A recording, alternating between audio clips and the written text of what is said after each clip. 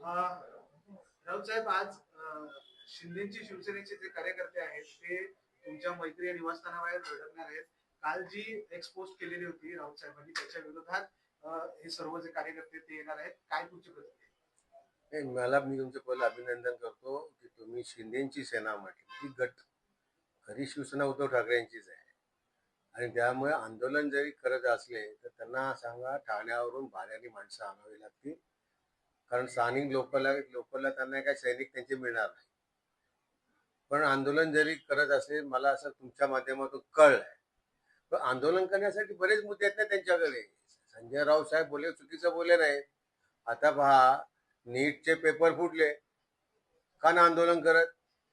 7.5-8 लाख युवक आज नीटच्या परीक्षेपासून दूर राहिले. आज त्यांच्या मनावर काय परिणाम झाला असेल त्याची चिंता त्यांना नाही का?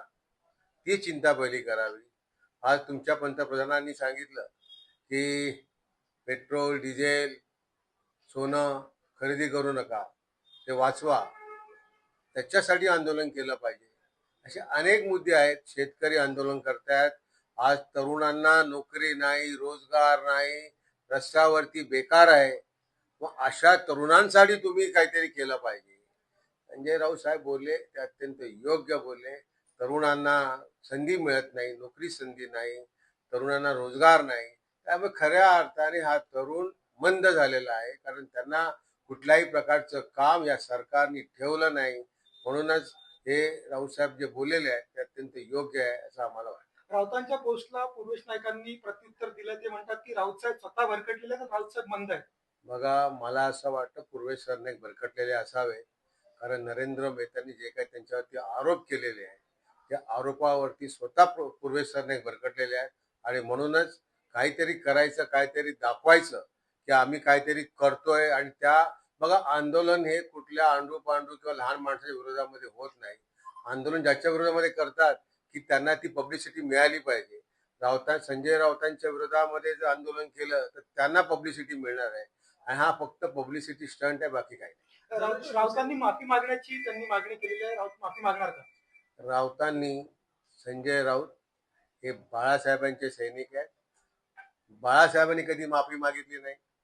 संजय राऊत सुद्धा या बाबतीत माफी मागणार नाही. तुम्ही उत्तर देणार आहात का जर या ठिकाणी आंदोलन झालं तर? आंदोलन करायला माणसं तर पाहिजे की नको? माणसं जमा करतायत, शोधतायत माणसं. इथून तिथून फोन चालू आहे. 10-12 लोक आता जमा झालेत. म्हणून पूर्वेश सरनाईक, मला असं कळलं की ठाण्यावरून माणसं घेऊन येतात भाड्याने. मग ती माणसं घेऊन येतील आणि मग काहीतरी नाटक ड्रामाबाजी करतील. मला वाटत नाही आंदोलन करतील.